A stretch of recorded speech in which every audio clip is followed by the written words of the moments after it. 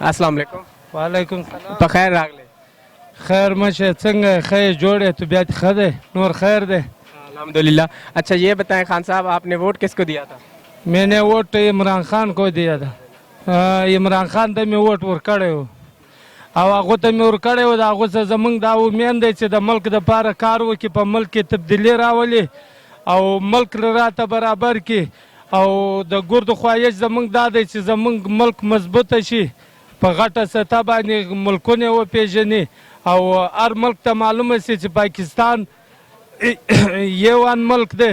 پاکستان چې دی د غریبان دپاره او د هر چا دپاره ښکلی ملک دی. د دې دپاره زه عمران خان ته زنده باد وایم او چې دی ښه کارونه وکړي او لږ دا مهنګایي را کمه کړي. په مهنګایي کې موږ ډېر سره در بدر फजल रहमान वो कहते हैं कि हुकूमत नहीं चलने देंगे। فضل الرحمن خوشي ځان ته لګیا دی، زرداري ځان ته لګیا دی، نواز شریف ځان ته لګیا دی.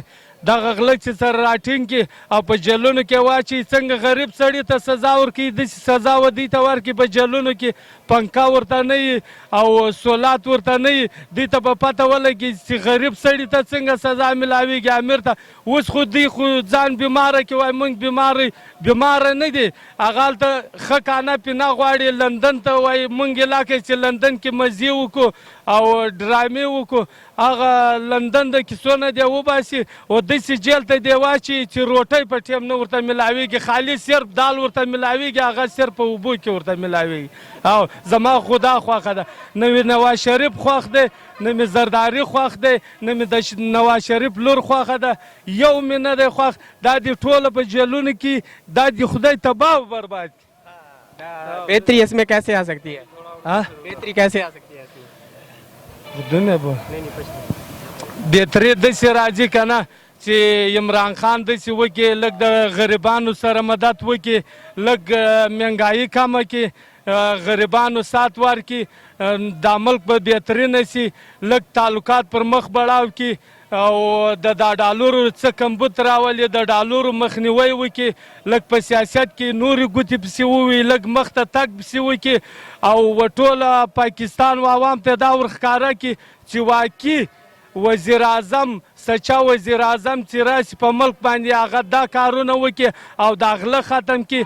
اکثره غله چې دي په پاکستان کې، اکثره غله د پلوسو نیکما د پیله دي پر دې باندې کاروایي وکړي، ګرد ملک به صحیح شي، داسې به بهترینه شي. په بجلۍ والا کې غله دي کرپشن کوي، هغه دې ونه شي او په ګیس والا کې دې کرپشن کوي، هغه دې ونه شي. پیله دې دا کارونه وکړي، پاکستان به په څه عمر باندې قرضداره نه شي، د چا محتاجه به نه شي. که غله لګیایي نن د ما څه 50 روپۍ غواړي، دا بل څه لک روپۍ غواړي، په بجلۍ کې هم لګیایي، په ګیس کې هم لګیایي، دا حکومت به هېڅکله مخته تګ نه وکړي. دا حکومت په دې باندې رکاویږي چې دا واړه غله هم راټینګ کړي، غټ ټینګ کړي دي نواز شریف زرداري، دا واړه دې هم پسې راټینګ کړي، په هره تاڼه دې کاروایي وکړي، په هره وابدا دې کاروایي وکړي.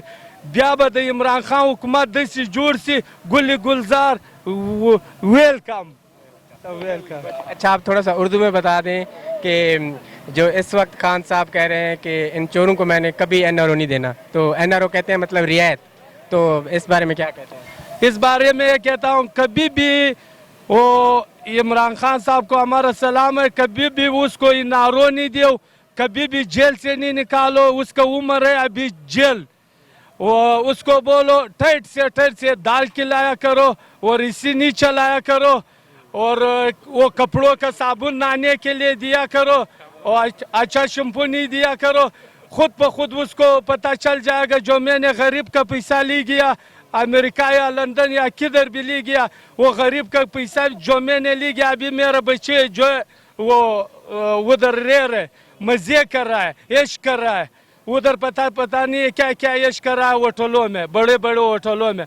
तो उसको बोलो, तुम्हारा बच्चों को बोलो ये पैसा जो है वापस ले आवे और तुम्हारा पैसे भी इधर ले के आवे, पाकिस्तान के आवाम से माफ़ी मांग लो, फिर जो है ये तरीका कार इस तरह बनेगा. अच्छा ये बताएं फजल रहमान साहब आजकल एक्टिव हुए हैं, मतलब होशियार हुए हैं कि हुकूमत गिराओ, तो फजल रहमान के बारे में आप क्या कहेंगे?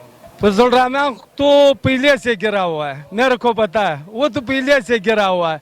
वो अभी ऐसे जैसा एक हम लोग इधर इकट्ठा हो गया है, सही है।